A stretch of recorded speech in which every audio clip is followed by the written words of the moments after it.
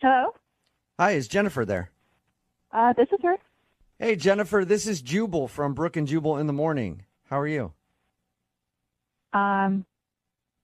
Good.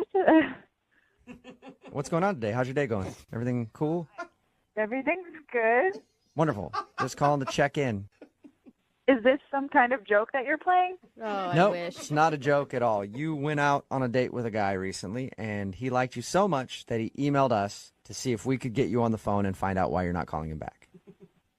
Okay. I haven't really been on a date recently, though. Actually, you know what? This is actually 2 dates you've my been out on gosh. with this dude. Who emailed you? Who is this? Well, I'll start out by saying you went out with him over a year ago. A year ago. Yeah, and you guys just reconnected. His name is Craig. Oh my gosh, I'm so sorry. Are you kidding me? Oh my god, No. I'm so freaking out for you right now. Oh my God. How the did he get this number? I have a different number. I changed my number. Yeah, he told us that, actually. He got your number now because apparently he hit up one of your friends on Facebook, and they gave him your new number. I'm sorry, what? Yeah. I don't know which friend it is. We need to find that You out. need to block them. I cannot believe someone would give my number out without even asking me. So I'm going to take a shot in the dark here and just guess that you don't like Craig very much. That's a good guess. Yes. Okay. Is there a reason why? I don't know what you know already, but I met him at an antique store, and he was there because he, I guess, also likes antiques. Uh-huh. But the entire conversation, I wish that I could remember word for word what exactly he said, but it was so strange. He would ask me about, like, previous relationships were like, and I'd be like, well, this is kind of what has happened in my life. And he'd be like, well, when I'm your boyfriend, blah, blah, blah, blah, blah. Not like if I was your boyfriend, but when I'm your boyfriend. And I was like, okay, that's a little too intense for me, especially in the first half hour of meeting someone. Jennifer, that's the power of positive thinking. Okay? No! You say you're already doing it, and you'll do it. It'll happen. Why didn't Yeah.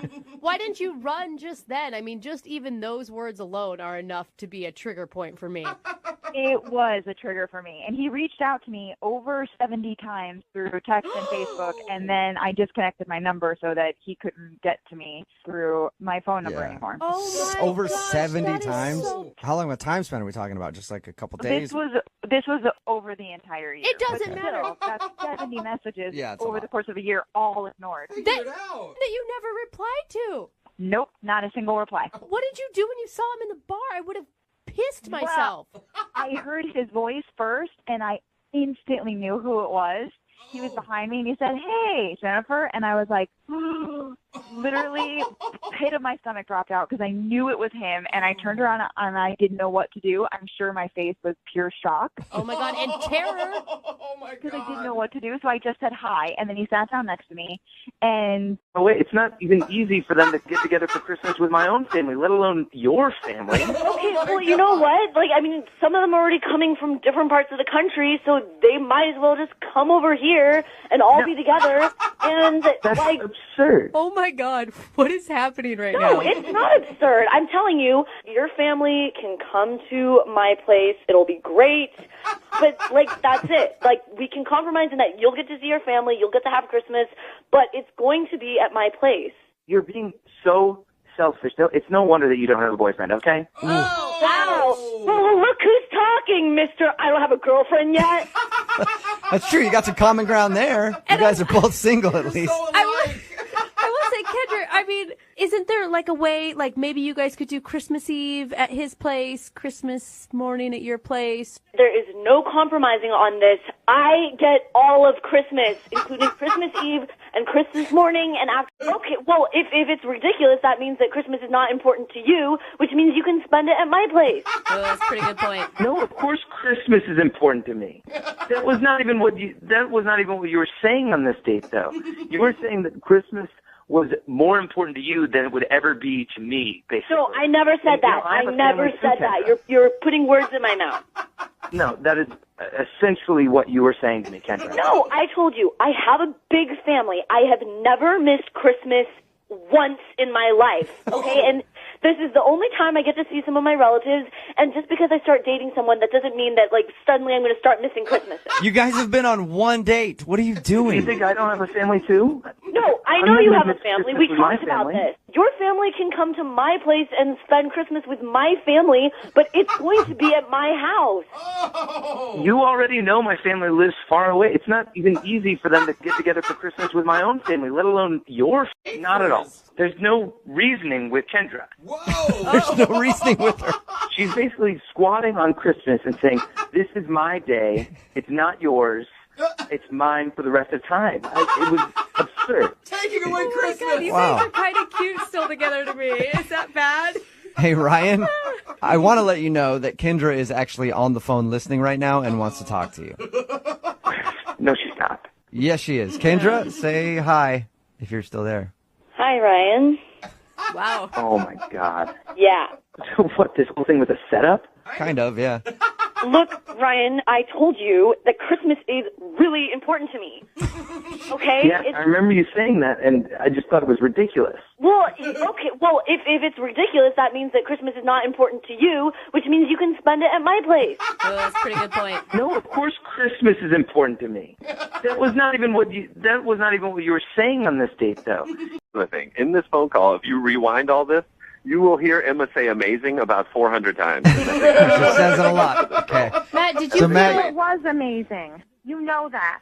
Emma, when you kept talking, you are one of these girls that just says, what are you thinking, to the guy over and over and over again. It's the worst. She's like, Matt, what are you thinking? If there's a lull in the conversation, I just ordered a drink, and she'd be like, what are you thinking now? I'd be like, I just ordered us another round. Yeah. That's what I'm thinking. Why do you care what I'm thinking? Because I want to know you on a deep level. That's what intimacy is. That's what happens when you're not afraid to know another person. You want to know their thoughts all the time. Haven't heard anything from you in a second, Matt. What are you thinking? I'm thinking Emma's nuts. I don't understand why you're afraid of a true connection, or if you don't feel like you deserve True that, or if you don't believe What? it because you've been burned in the past. But this is a real thing that you can trust. Second date with Emma. We will pay for it. A second date with this Emma. Yes, the Emma that's on the phone right now. Not another one. That's specific. I would like to just say that I have not even known this girl for 48 hours yet, and I'm on the radio debating marriage with this person. Yeah, Hey, love moves fast sometimes. You just got to embrace it and get on the train, Matt. So Will you go out on a second date? We will pay for it. I will let that train bypass me. I'm going to get on a different train. You sure? We'll pay for You're it. making a huge I mistake, Matt. appreciate it, guys, but this is not the one for me. You know what, Emma? In a little while, Matt's going to be kicking himself. A few years down the I road. know. Yeah, I know. Absolutely. Yeah. When Matt? he doesn't find real love, he'll think back to this moment and Yeah. he'll remember When that it he was No, he possible won't. and that he gave it up. when he's Sorry for alone, you, Matt. when he's alone and doesn't have anybody, he's going to be thinking back to this phone call and realize how he screwed up, Emma. oh, man. I'm thinking Emma's nuts.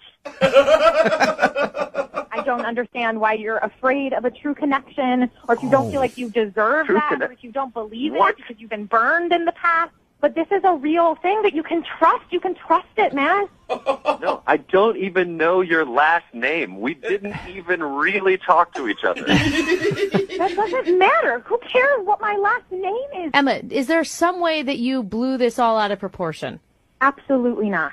Yeah. I know what I know. I'm not 15 years old. I've been on dates before. I know what it feels like when it's there and when it's not. And it was there in a stronger way than I have ever felt in my life. And I think that Matt is afraid of that. I will say this. I am afraid.